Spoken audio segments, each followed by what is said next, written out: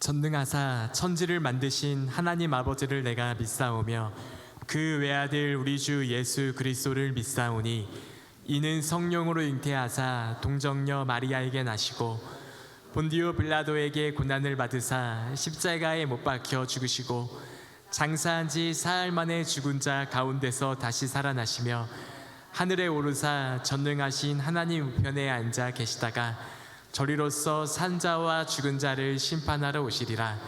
성령을 믿사오며 거룩한 공회와 성도가 서로 교통하는 것과 죄를 사하여 주시는 것과 몸이 다시 사는 것과 영원히 사는 것을 믿사옵나이다. 아멘.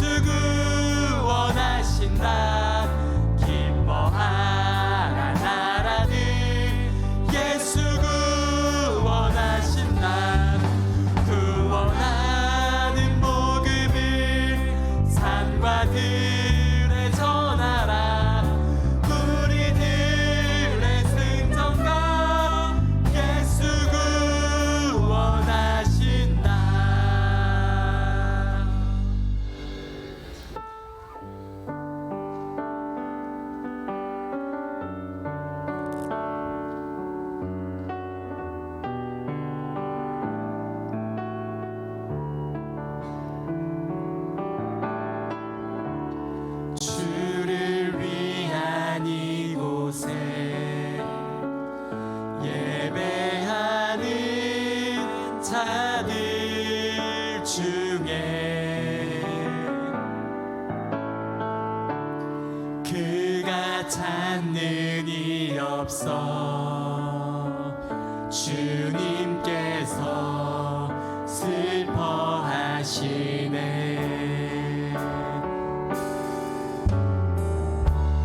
주님이 찾으시는 사람 그 예배자 내가 그 사람 되기 간절히 주께 예배하네. 주 은혜로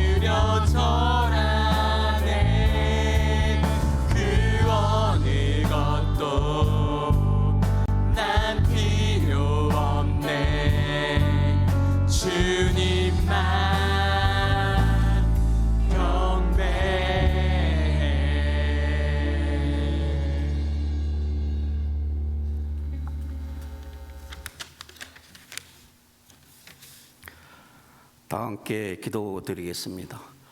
우리 인생의 주인이 되신 하나님 아버지, 오직 하나님 한 분만을 찬양하기를 소원합니다. 주님을 믿고 세상 속에 살았던 저희들의 모든 죄를 다 용서하여 주시옵소서. 이 시간 우리의 모든 심령 가운데 임재하셔서 각 사람을 만져주시고 낙심한 자에게 소망을 갖게 하시고 마음이 상한 자는 평안으로 지켜주시고 마음의 안정을 찾게 하여 주시옵소서. 우리를 위해 십자가에 돌아가신 예수님의 사랑처럼 우리도 이웃에게 계산적인 사랑이 아닌 조건 없는 순수한 사랑을 할 줄 아는 믿음의 자녀가 되길 원합니다. 많은 사람들 앞에서 일상적인 형식과 의식에 치우친 사람이 되지 않게 하여 주시고 날마다 주님과 동행하면서 감사하며 찬송하는 삶을 살 수 있도록 인도하여 주시옵소서. 하나님께 드리는 이 예배를 통해서 교만의 우상을 가감히 부서뜨리고 어린아이와 같은 겸손함을 가질 수 있도록 하여 주시옵소서. 말씀으로 새롭게 하여 주시옵소서. 또한 세상에서 보잘것없이 작고 초라할지라도 하나님 나라의 존귀함을 받는 자가 되도록 은혜를 내려 주시옵소서. 저희 교회를 위해 기도합니다. 저희 교회 교육부 문화부 주관 어린이축제 바자 예배를 5월 6, 7일 이틀간에 진행하려고 기도하고 준비하고 있습니다. 저희 교회 어린이축제 바자회가 아버지 은혜 가운데 잘 진행되고 아버지 은혜 가운데 잘 마칠 수 있도록 은혜와 축복으로 채워 주시옵소서. 오늘도 말씀을 들고 단위의 소신 목사님께 함께하여 주시옵소서. 우리 모두 마음을 열고 아멘으로 받고 이 말씀으로 한 주간의 삶의 지표가 되게 하여 주시옵소서. 예수님 이름으로 기도드립니다. 아멘. 하늘에 계신 우리 아버지여, 이름이 거룩히 여김을 받으시오며 나라의 임하옵시오며 뜻이 하늘에서 이루어진 것 같이 땅에서도 이루어지이다. 오늘날 우리에게 일용할 양식을 주옵시고 우리가 우리에게 죄 지은 자를 사하여 준 것 같이 우리의 죄를 사하여 주옵시고 우리를 시험에 들게 하지 마옵시고 다만 악에서 구하옵소서. 대개 나라와 권세와 영광이 아버지께 영원히 있사옵나이다. 아멘.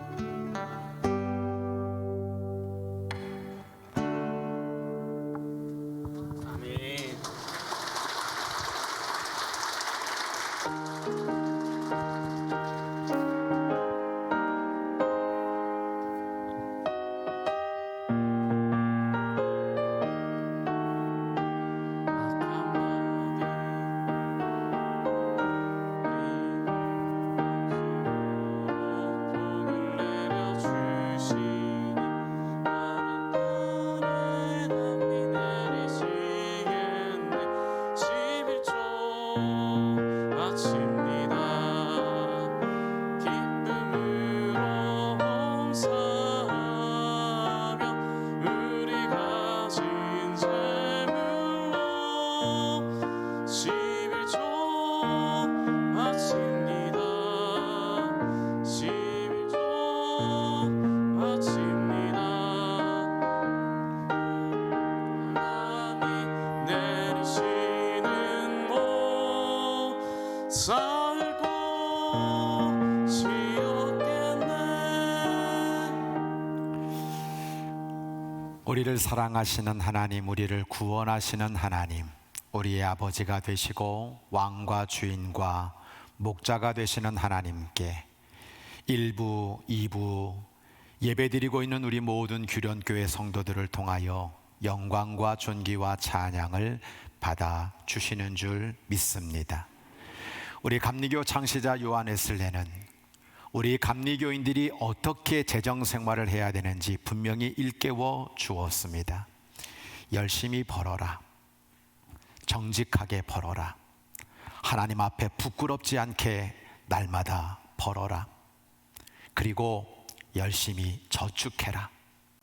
함부로 쓰지 말고 허비하지 말고 검소하게 그렇게 열심히 저축해라.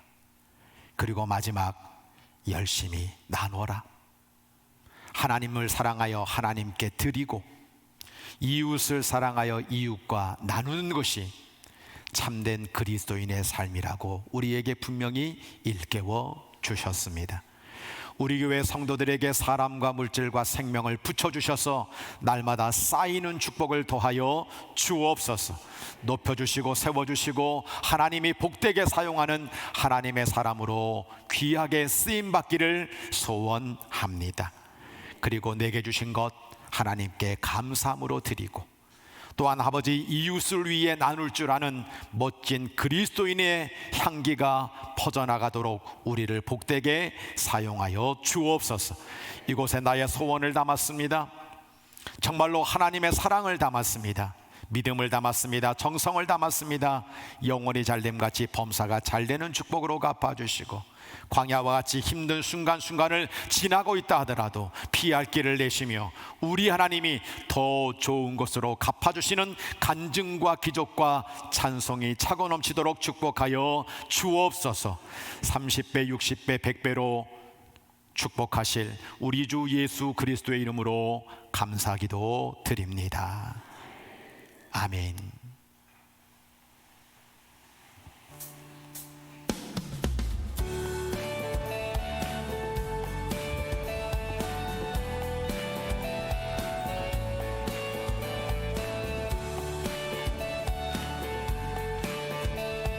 우리 감사로 주앞에 나갑시다. 감사로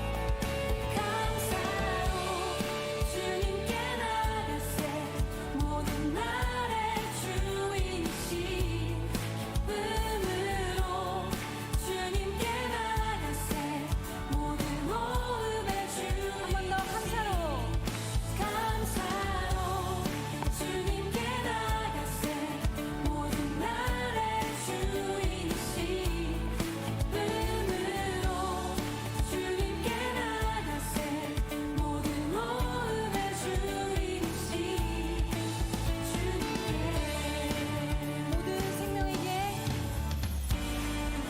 모든 생명에게 새 날을 주시고 선하신 그 뜻대로 채우시니 주의 다스리심 아래 영원히 있음을 알기에 오늘도 우리 함께 찬양합시다.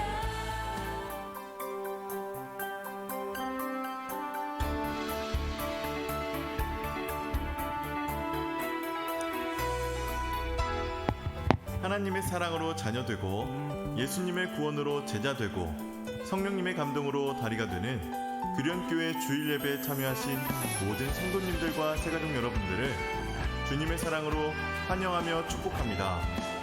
4월 마지막 주일 규련의 소식을 전해드립니다. 첫 번째 소식입니다. 오늘 주일 2부 예배 후 본당에서 임시 구역회가 열립니다. 구역회 회원분들은 꼭 참석을 해주시기를 바라며 참석 대상은 주보를 참조해 주시기 바랍니다. 두 번째 소식입니다. 오늘 2부 예배 후 1층 로뎀 식당에서 식사가 준비되어 있습니다. 이번 주 식사는 사여선교회에서, 설거지는 이남선교회에서 섬겨주시고 다음 주 식사는 이여선교회에서, 설거지는 삼남선교회에서 섬겨주시겠습니다. 귀한 섬김에 감사드립니다. 세 번째 소식입니다.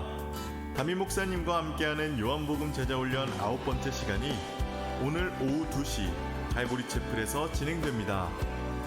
강의해 주시는 담임 목사님과 훈련 받으시는 성도님들을 위해 기도해 주세요. 네 번째 소식입니다. 중부연의 여선교회 선교대회가 오는 화요일 오전 9시 30분 하늘꿈 교회에서 열립니다. 여선교회 회원분들의 많은 참여 바랍니다. 교회에서 오전 8시 30분에 출발합니다. 다섯 번째 소식입니다. 매주 금요일 저녁 8시 30분 2층 대예배실에서 금요 성령 예배가 은혜 가운데 드려지고 있습니다. 기쁨이 넘치는 찬양과 은혜로운 말씀과 뜨거운 기도가 있는 금요 성령 예배에 성도님들을 초대합니다.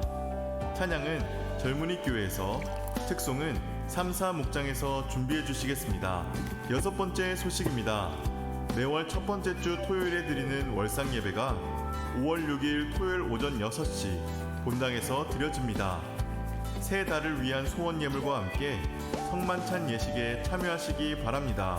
마지막 소식입니다. 이 지역의 어린이들과 귀련의 어린이들의 행복을 위한 우리마을 어린이 축제가 5월 6일 토요일과 7일 주일에 진행됩니다. 행복한 축제가 되도록 기도해 주시기 바랍니다.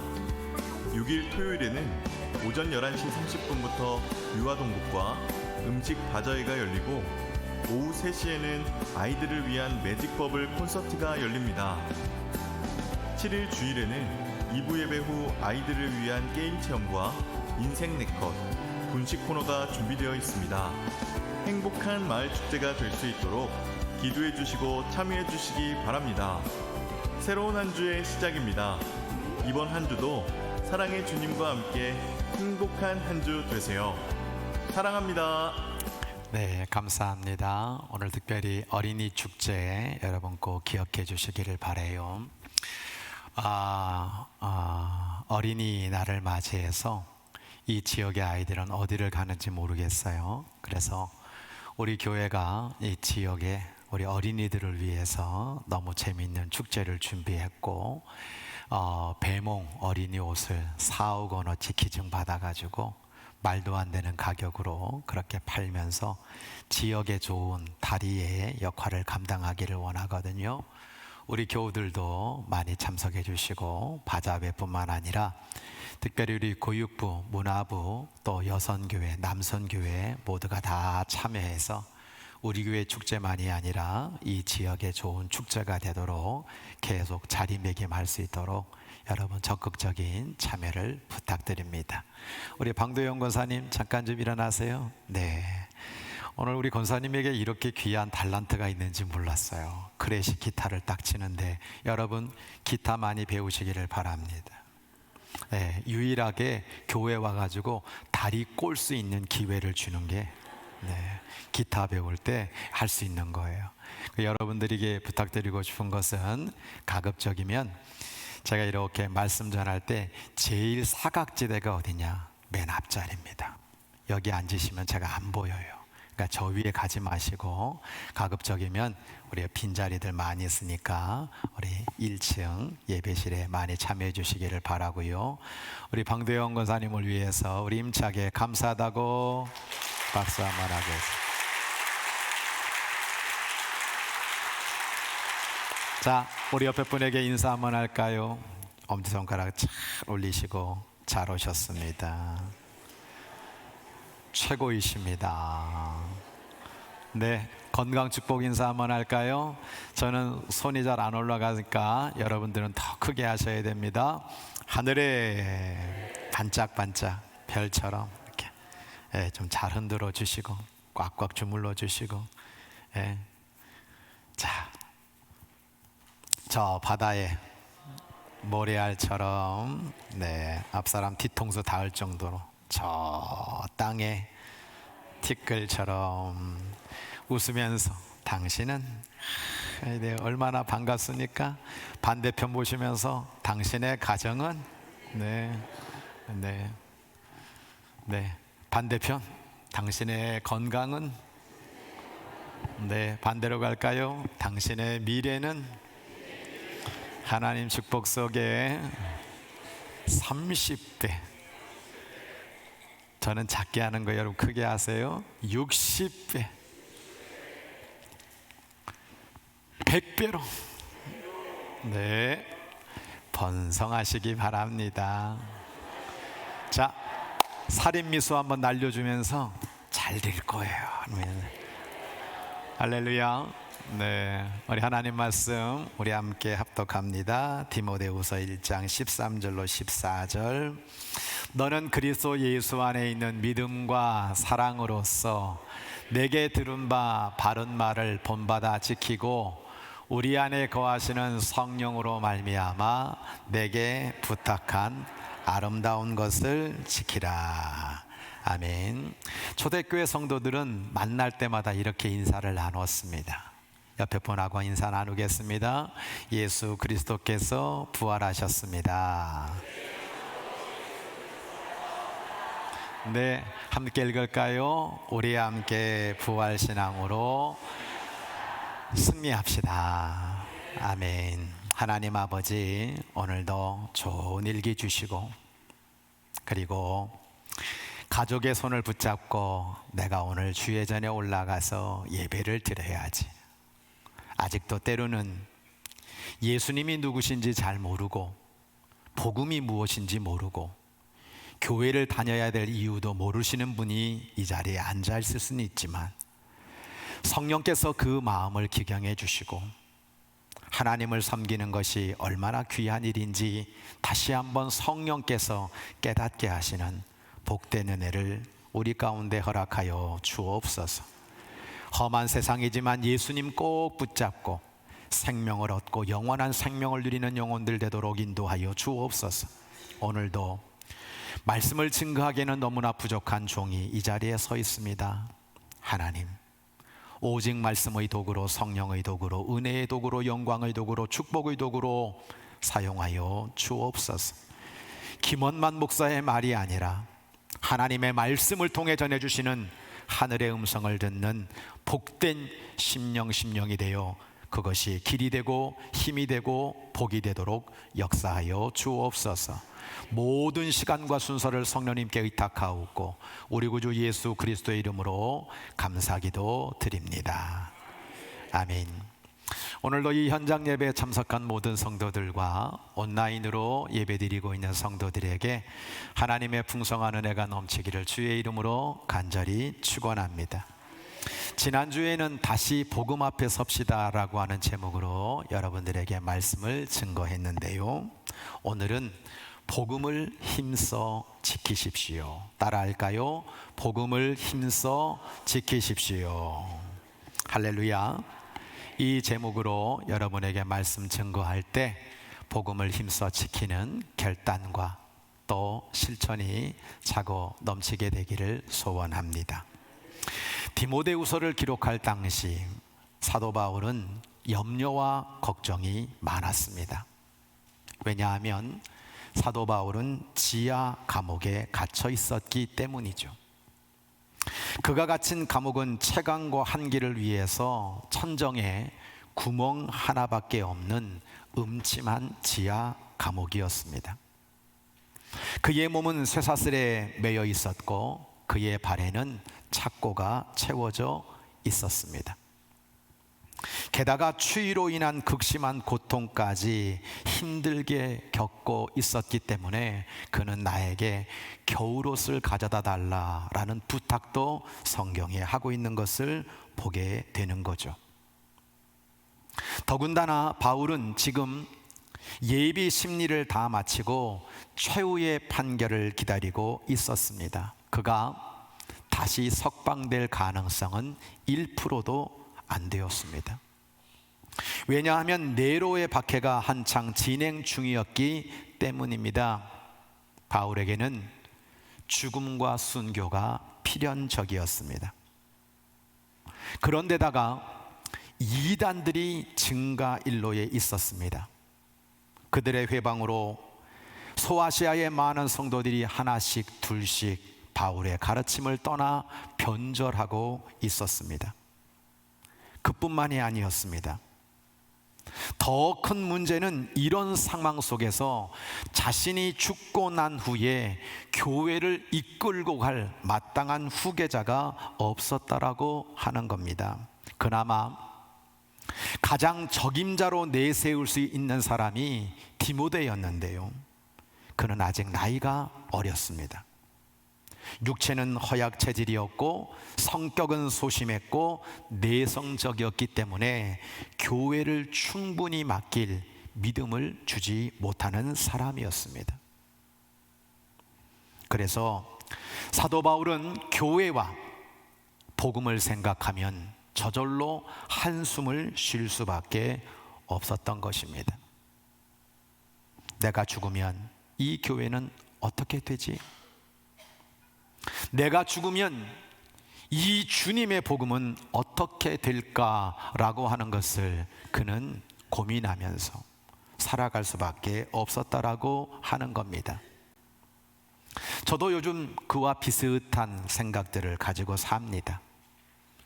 여러분 아시는 것처럼 JMS 정명석이라고 하는 기독교 이름을 가지고 목사라고 불리는 인간이 어떻게 저런 일을 할 수 있을까? 그것을 매체를 타고 온 나라의 기독교 목사가 저런 일을 할 수 있다. 이단이란 이름으로 그렇게 불려지고 있는 겁니다. 어떻게 이 좁은 나라의 통일교, 신천지, 그리고 하나님의 교회가 판을 칠 수 있을까?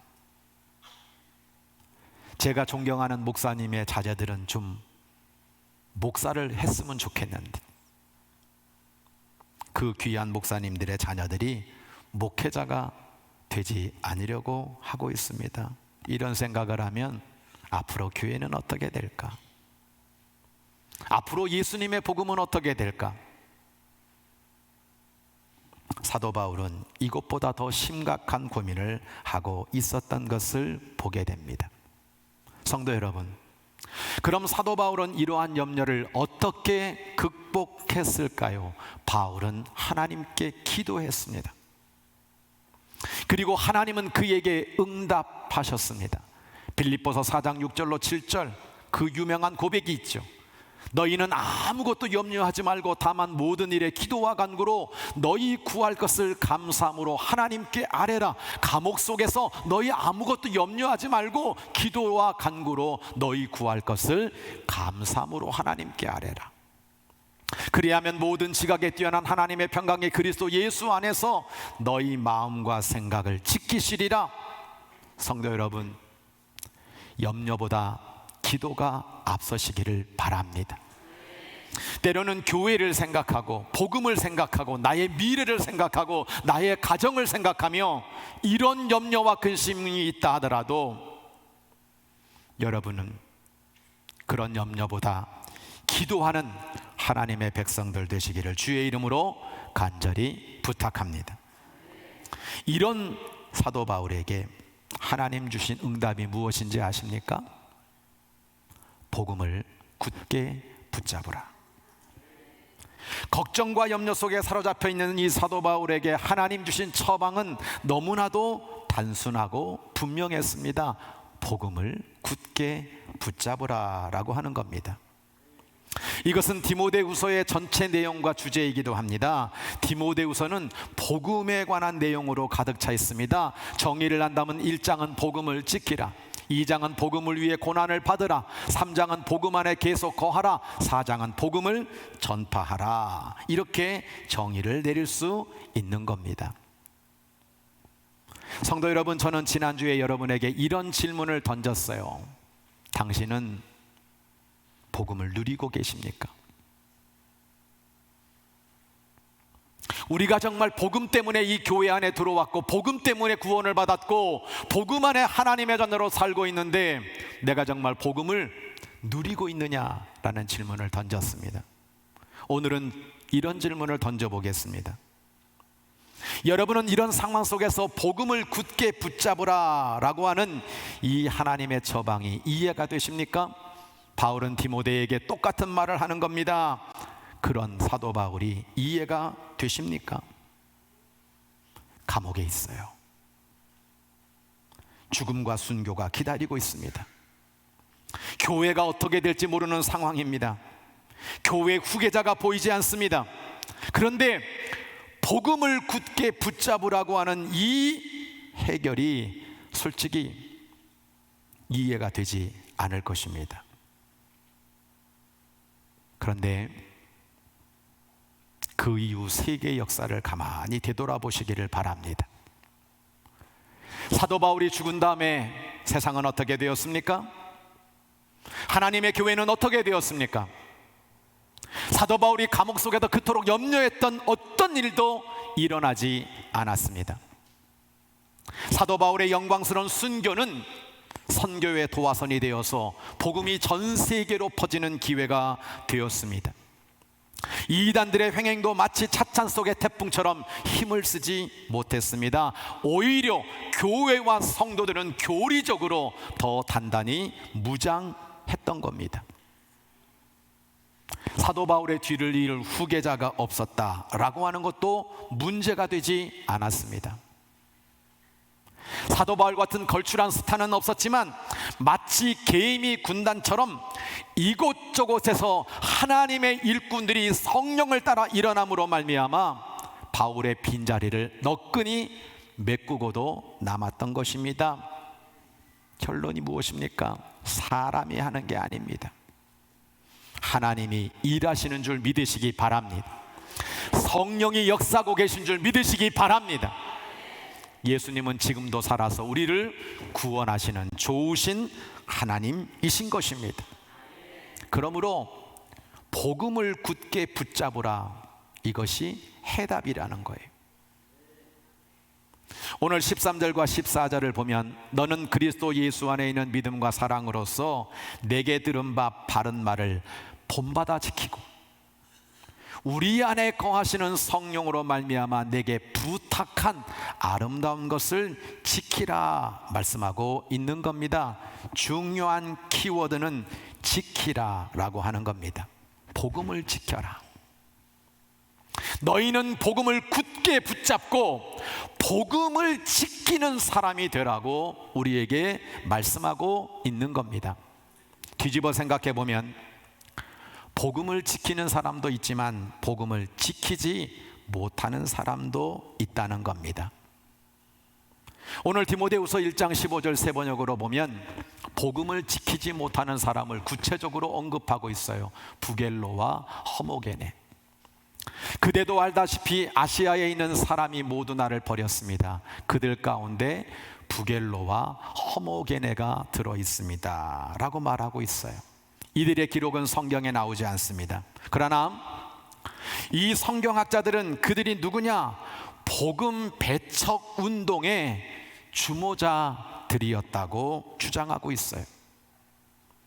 이 두 사람은 주동자가 되어 교회와 복음을 회방하고 믿는 성도들로 하여금 참된 신앙을 버리고 교회를 떠나게 만드는, 복음을 지키지 못한 사람의 대표적인 사람으로 나오고 있는 겁니다. 사도행전 19장 10절을 보면 사도 바울은 이렇게 고백하고 있어요. 내가 2년 반 동안 에베소에 머물고 있었는데 아시아에 사는 모든 사람들이 다 주의 말씀을 들었으며 많은 사람이 예수님을 믿었다라고 말씀하고 있어요. 그런데 이제 이런 부겔로와 허모게네라고 하는 사람으로 말미암아 아시아에 있는 모든 사람이 사울을 버렸다, 바울을 버렸다라고 표현하고 있는데 그 이름이 부겔로와 허모게네였다라고 하는 겁니다. 말씀의 이해입니다. 성경은 곳곳에 복음을 망친 사람들이 등장하고 있습니다. 바울은 복음을 지키지 못한 사람들의 명단을 그대로 밝히고 있어요. 디모데전서 1장 19절 20절을 보면 믿음과 선한 양심을 가지십시오. 어떤 사람들은 선한 양심을 버리고 그 신앙생활에 파선을 당하였습니다. 그렇게 된 사람 가운데 두 사람이 있는데 후메네오와 알렉산더입니다. 나는 그들을 사단에게 넘겨주었습니다. 그것은 내가 그들을 응징해서 다시는 하나님을 모독하지 못하게 하려고 한 것이었습니다. 디모데후서 4장 14절 15절을 보면 구리세공 알렉산더는 나에게 해를 많이 입혔습니다. 주님께서 그의 행위대로 그에게 갚으실 것입니다. 그대도 경계하십시오. 그가 우리 말에 몹시 반대하였습니다 라고 그렇게 우리들에게 알렉산더와 후메네오라는 이름을 알려주고 있다는 것입니다. 사랑하는 성도 여러분, 내 이름은 어디에 서 있어야 할까요? 내 이름은 어디에 기록되어 있어야 할까요? 내 이름은 어떻게 평가되어야 할까요? 하나님의 복음의 역사 가운데 나의 이름은 생명책에 기록되고 나의 이름은 교회를 세우는 사람으로 기록되고 하나님 영광을 드러낸 복된 사람으로 기록되어지기를 주의 이름으로 간절히 축원합니다. 또 반대로 오늘 본문을 보면 복음을 지킨 사람이 나와요. 오네시보로. 16절 17절 세 번역을 보면 주님께서 오네시보로의 집에 자비를 베풀어 주시기를 빕니다. 그는 여러분 나에게 용기를 북돋아 주었고 내가 쇠사슬에 매인 것을 부끄러워하지 않았고 로마에 와서는 더욱 열심으로 나를 찾아 만나 주었습니다 라고 칭찬하는 모습을 우리가 보게 되는 겁니다. 오네시보로는 자기의 집에 바울을 자주 모셔서 그를 극진히 환대해 준 사람입니다. 그에게 용기를 북돋아준 사람입니다. 그리고 많은 사람들이 사도 바울이 감옥에 갇혔을 때 복음을 전하다가 저 모양 저 꼴이 뭐냐, 저 사람이 진짜 사도는 맞냐, 많은 사람이 사도 바울을 부끄러워할 때 감옥에 있는 사도 바울을 부끄러워하지 않아줬던 사람이 오네시보로였습니다. 그는 바울이 체포되었을 때 언제나 그의 것을 지켜주었습니다. 그리고 이제 사도 바울이 로마로 압송되었을 때 그 사도 바울을 따라 로마까지 따라가 주었습니다. 갇혀있는 지하 감옥을 찾아가 주었습니다. 그리고 그 곁에 서서 시중을 들며 끝까지 바울을 지켜준 사람이 오네시보로였습니다. 오네시보로의 이름의 뜻은 유익의 전달자입니다. 이름 참 잘 졌죠? 이 사람은 유익을 전달하는 사람이었다라고 하는 겁니다. 사도 바울이 이 오네시보로가 얼마나 고마우면, 이 사람은 사실은 도망친 노예였습니다. 잡히면 죽는 사람입니다. 근데 복음으로 변화된 거예요. 그의 주인 빌레몬에게 편지를 씁니다. 그러면서 이 오네시보로를 어떻게 소개하고 있는지 아십니까? 복음을 위해서 나를 섬긴 사람. 이 도망친 노예 오네시보로에게 자유를 달라고 그가 내 옆에서 복음의 동역자로 살게 해달라고 편지를 쓴 것이 바로 빌레몬서라고 하는 겁니다. 이 오네시보로는 복음을 지킨 사람이었습니다.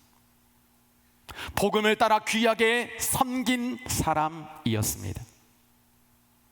말씀의 이해입니다.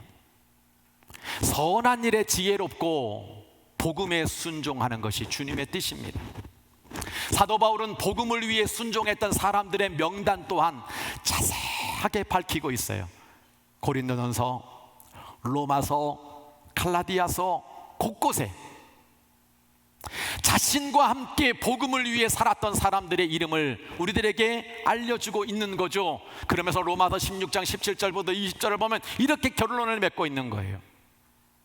너희가 배운 교훈을 거슬러 분쟁을 일으키거나 거치게 하는 자들을 살피고 그들에게서 떠나라. 이 같은 자들은 우리 주 그리스도를 섬기지 아니하고 다만 자기들의 배만 섬기나니 교활한 말과 아첨하는 말로 순전한 자들의 마음을 미혹하느니라.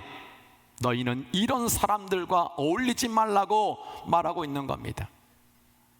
반대로 너희의 순종함이 모든 사람에게 들리고 있다. 아굴라와 브리스길라를 봐라.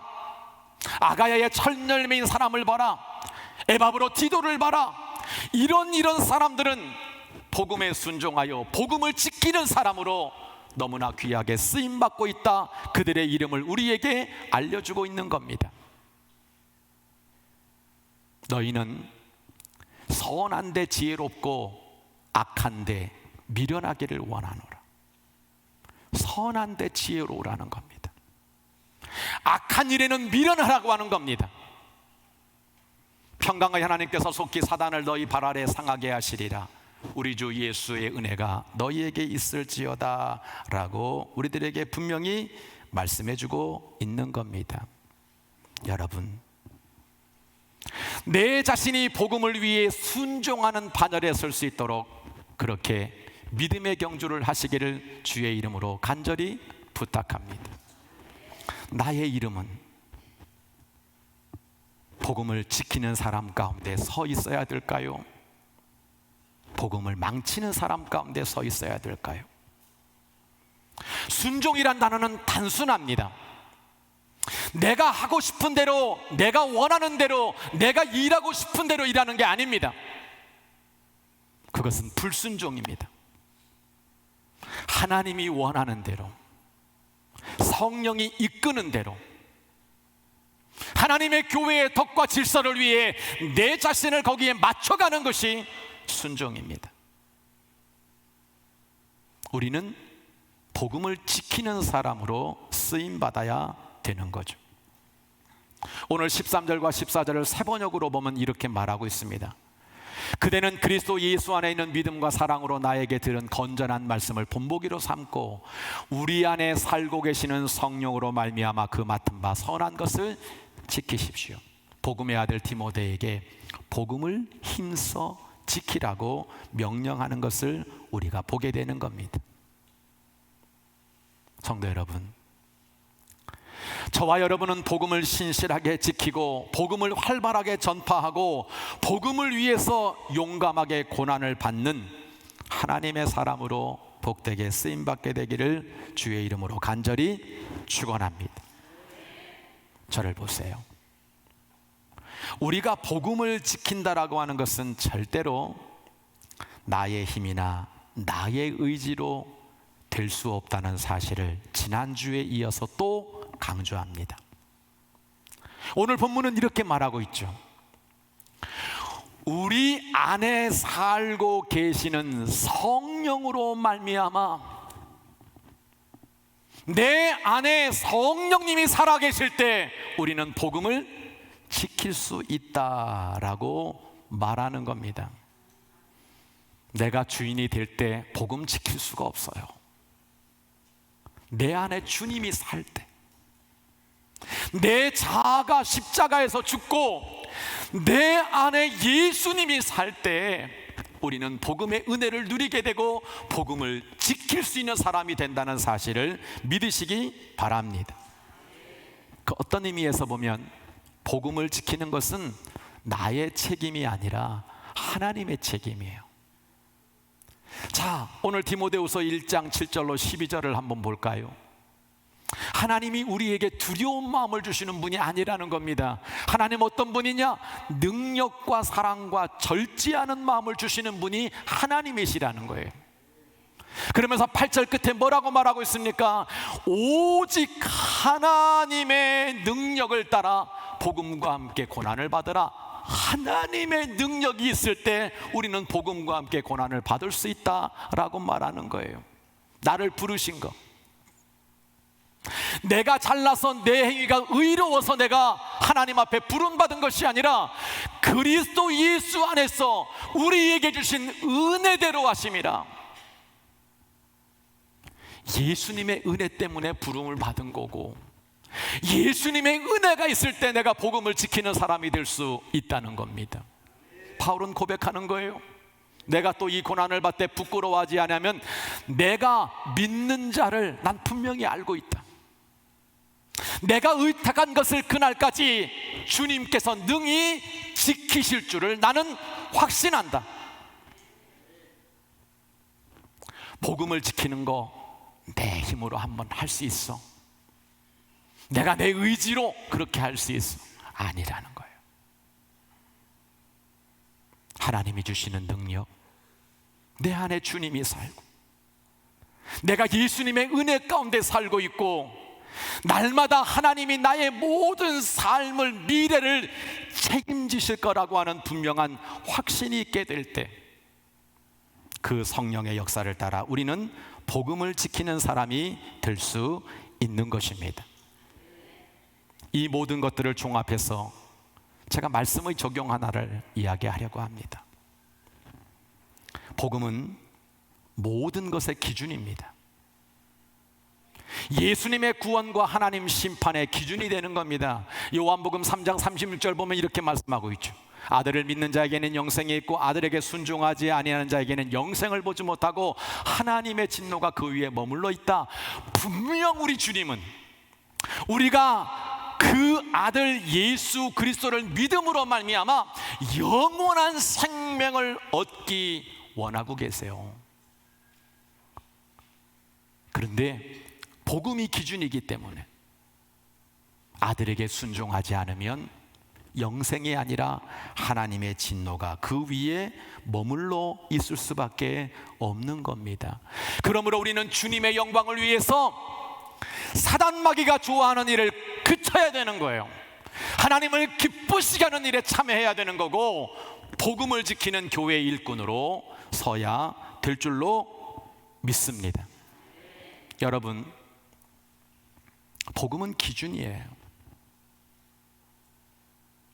나의 말, 나의 삶, 나의 철학, 나의 모든 삶을 복음의 기준 앞에 다시 한번 정리를 해야 되는 거죠.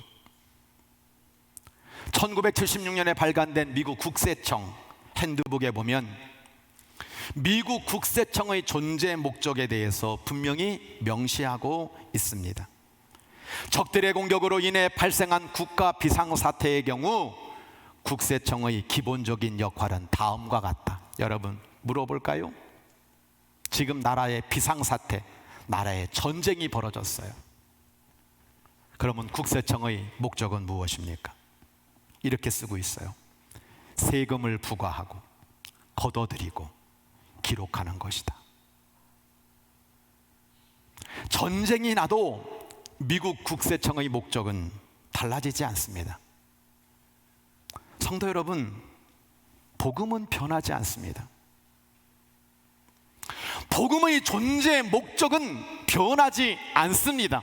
아무리 시대와 상황이 변해도 우리에게 복음 주신 예수 그리스도의 이 복음의 목적은 변하지 않습니다. 옷의 모습을 조금 바꿀 수는 있어요. 복음의 노란 옷을 입히고 복음의 빨간 옷을 입힐 수는 있어요. 그런데 복음의 목적은 변하지 않습니다. 복음은 성도들의 모든 삶의 기준이 되는 것입니다. 결론입니다. 십자가와 부활 신앙으로 복음의 정체성과 사명감을 분명히 세워서 복음을 힘써 지키는 여러분이 되어주세요.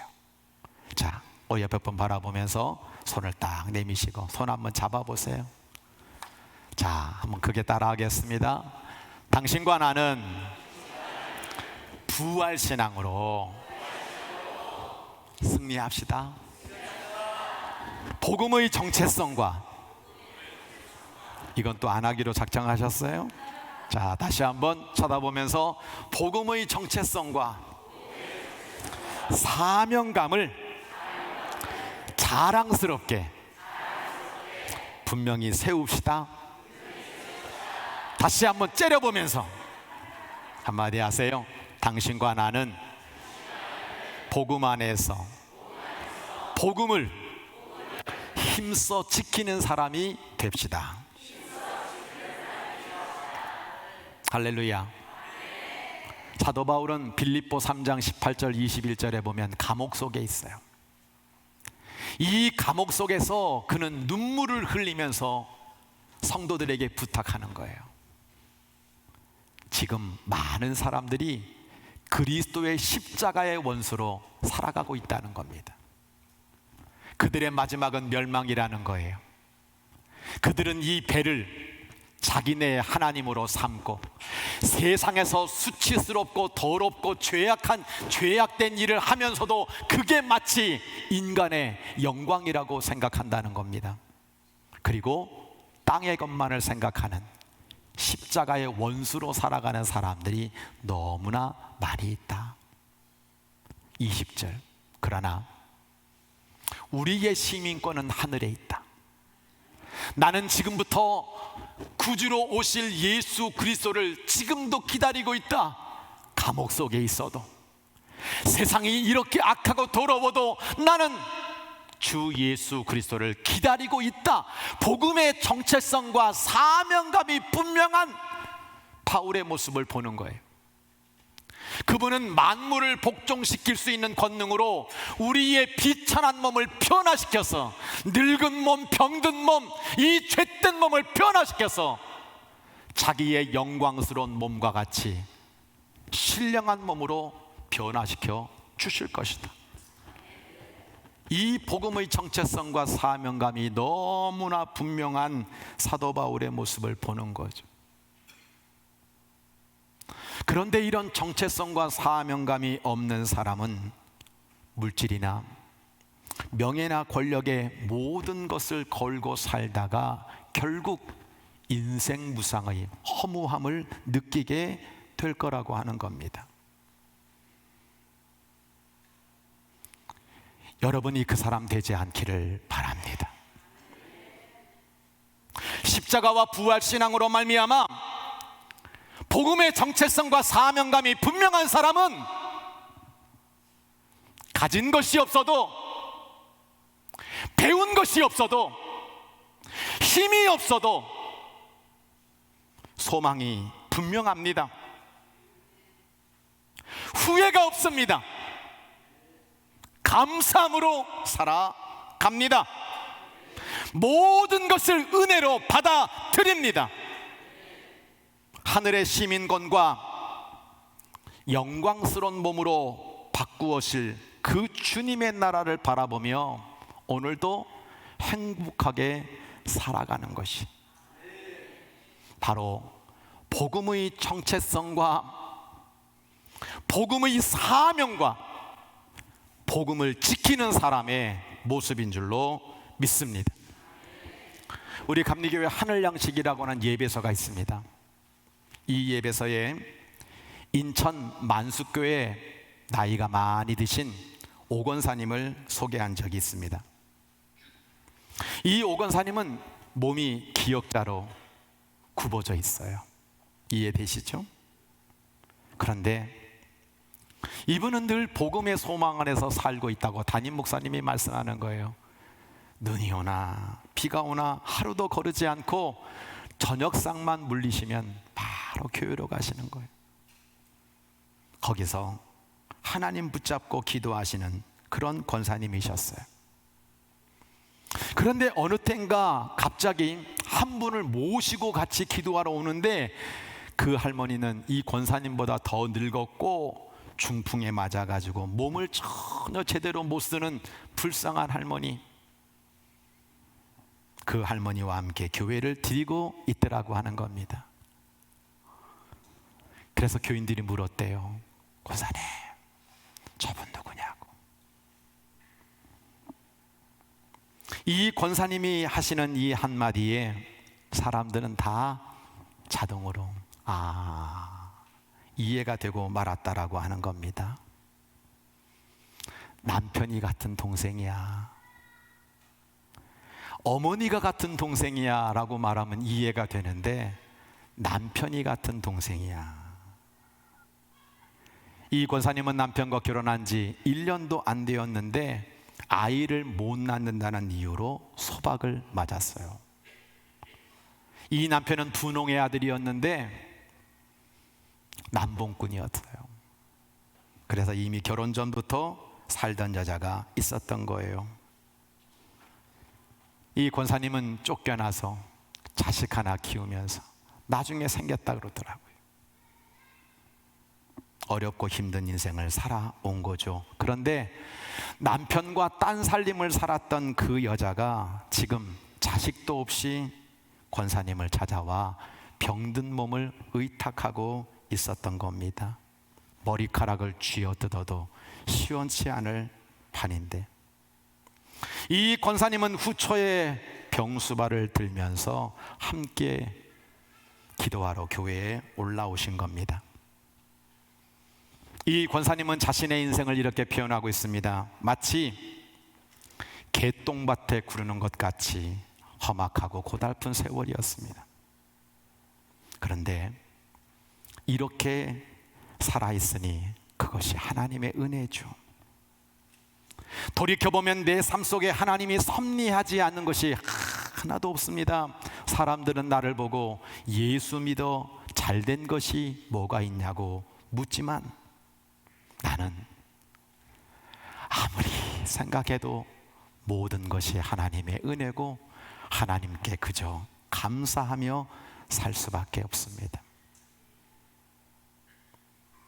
이 권사님은 후초에 그 음식도 못 먹는 턱에 턱받이를 해주면서 음식을 떠먹여주면서 이 여자에게 말하는 거예요. 죽어서 가는 하늘나라는 길고 길지만 짧고도 짧은 이 세상살이는 하나님이 딱 한 번만 잠깐 동안 보내주신 짧은 여행 같은 것이지. 그러니 개통밭에 굴러도 살아있다는 게 좋다는 거 아니겠어? 그 후처를 바라보며 권사님이 이렇게 얘기하시는 겁니다. 원망할 것도 없어. 미워할 것도 없어. 자네와 나는 그저 예수님 잘 믿다가 개똥 같은 세상이 아니라 저 천국에 들어가면 되는 거야. 여러분, 어떻게 보면 소박한 예화입니다. 소박한 간증입니다. 뭐 대단한 성과를 거두고 대단히 위대한 업적을 거둔 사람의 이야기는 아닙니다. 그러나 복음 안에 살고 있다는 거, 복음 안에서 나의 정체성과 내가 살아갈 목적과 내가 바라보는 소망과 내가 복음 안에서 어떻게 교회를 지키고 복음을 지키며 살아가는 삶이 어떤 것인지를 우리에게 보여주고 있는 거죠. 성도 여러분, 복음을 지켜주세요. 복음을 지켜주세요. 다시 외칩니다. 복음을 지켜주세요. 오늘 우리들은 저 수많은 세상의 사람들처럼 그리스도의 십자가의 원수가 되어서 이 배를 하나님으로 생각하고 세상에서 때묻고 더러워진 것을 영광으로 알고 마침내 멸망인지를 알지 못하면서 걸어가는 사람들이 수도 없는 가운데서 나는 정체성 잃어버리고 사명감 잃어버리고 복음 소중한 줄 모르고 복음에 순종하지 아니하고 내 힘으로는 내 생각으로는 복음 못 지켜요. 하나님 주시는 능력으로, 예수님의 귀한 사랑으로 우리에게 매 순간마다 정말로 나의 삶에 힘을 주시는 그 성령이 내 안에 살아계시는 가운데 저와 우리 규리온 교회 성도들은 이 이단이 판을 치고 지하 감옥 같은 어려운 상황들이 우리 앞에 있고 정말 교회의 미래가 우리 앞에 보이지 않는다 하더라도 나를 부르신 그 하나님의 은혜에 감사하며 나를 구원해 주신 그 복음에 감사해서 교회 안에서 삶의 현장에서 복음을 지키는 귀한 성도들로 복되게 살아서 하나님께는 영광이 되고 천국의 사람으로 복되게 세워지시기를 주의 이름으로 간절히 축원합니다. 찬양하겠습니다. 1절 부르시고 2절 부르실 때는 다 자리에 일어나셔서 찬양하신 다음 제가 축도함으로 오늘 예배를 마치려고 합니다.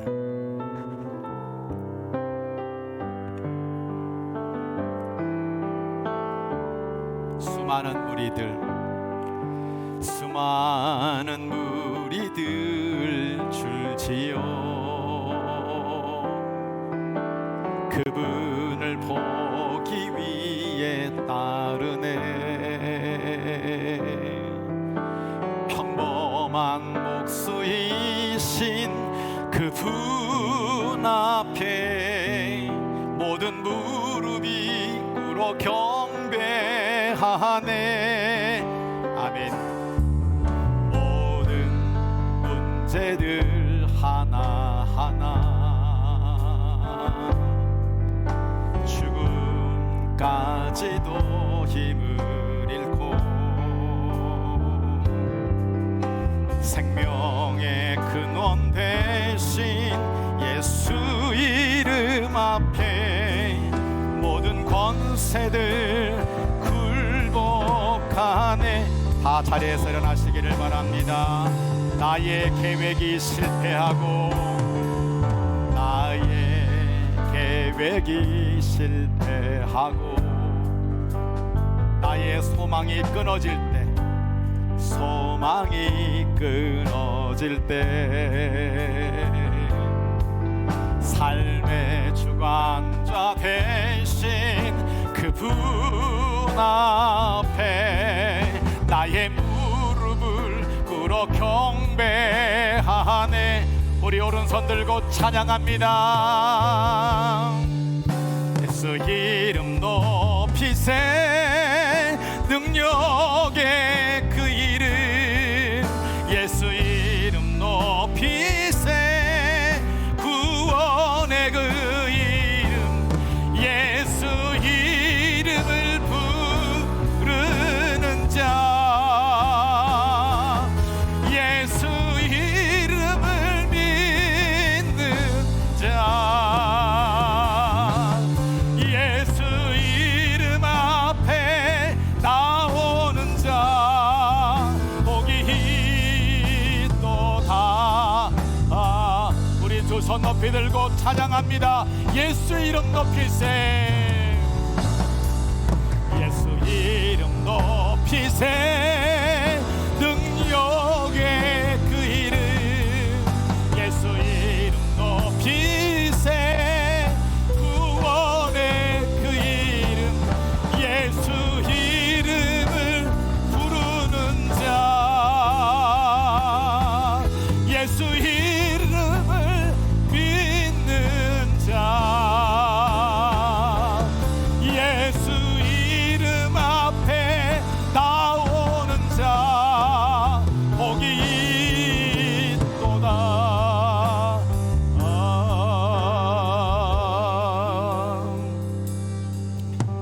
성도 여러분, 복음을 꼭 붙잡으시기를 바랍니다. 예수님 꼭 붙잡으시기를 바랍니다. 내 계획이 실패하고 소망이 끊어지고 때로는 지하 감옥 같은 미래도 보이지 않고 이단이 성행하는 그 가운데서도 사도 바울은 기도하면서 복음을 굳게 붙잡았고 복음을 지키는 삶을 살아갔습니다. 나의 이름이 어디에 쓰임받기를 원하십니까? 내 이름이 어디에 쓰여있기를 원하십니까? 우리는 예수 꼭 붙잡고 살다가 하늘나라 생명책에 기록되고 아무리 힘들고 어려운 세상 속에서도 예수님이 소망되어지며 성령의 능력 가운데 복음을 지키는 삶을 살아야 될 것입니다.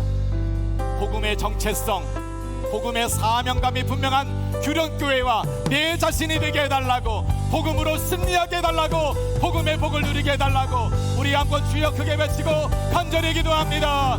주여!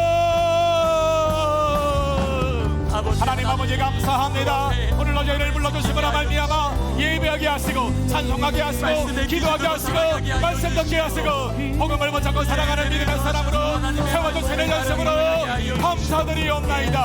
하나님 아버지 오늘도 너희들은 복음을 굳게 붙잡아라. 복음을 느끼는 사람이 되어라. 오네시모라가 되기를 원합니다. 아버지의 열복음을 망치는 사람, 복음을 느끼지 못하는 사람이 아니라 마지막 시대도 오직 복음을 자랑하며 복음을 높여드리며 사도 바울처럼 승리하는 영혼 되도록 주님 인도하여 주옵소서. 복음이 나를 살리고 복음이 나를 아버지 복되게 하며 복음을 통해서 아버지의 구원받으며 복음의 사람으로 영통의 복을 누리는 주의 종들 되도록 인도하시기를 간절히 멜고 원하옵나이다. 하나님 아버지 오늘도 예수 그리스도의 복음이 사람들에게 전되어주고 있습니다. 그리스도의 원수로 살아가는 사람들이 너무나 많이 있습니다. 멸망의 이름이 아니라 구원의 이름이 되게 하여 주옵소서. 아버지의 절망의 이름이 아니라 축복의 이름 되게 하여 주옵소서. 하나님의 놀라운 나라를 위해 귀하게 쓰임받는 주의 종들 되도록 주님 인도하여 주시옵소서. 주님의 긍휼을 구합니다. 주님의 자비를 구합니다. 우리는 복음을 잘 지키지 못했습니다. 때로는 복음을 망치는 사람으로, 복음에 불순종한 사람으로, 복음 없이 살아가는 주님을 저 구석에 박아놓고 내 삶의 아버지와 왕과 주인과 목자가 되지 못하는 삶을 살았음을 주님 앞에 고백하오니 용서하여 주옵소서. 다시 복음 앞에 서게 하여 주옵소서.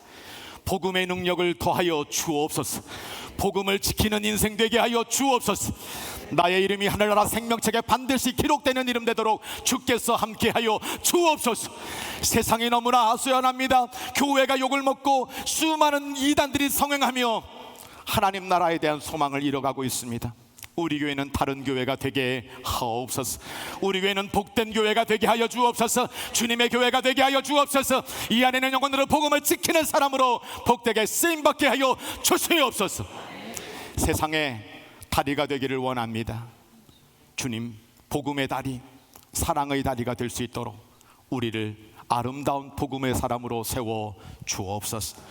오늘도 복음과 함께 살아가기를 원하며 복음 안에 승리하기를 원하고 복음의 능력을 누리며 살기를 원하는 영혼들에게 이제로부터 영원까지 함께하여 주옵시기를 성부, 성자, 성령의 이름으로 간절히 축원하옵나이다. 아멘.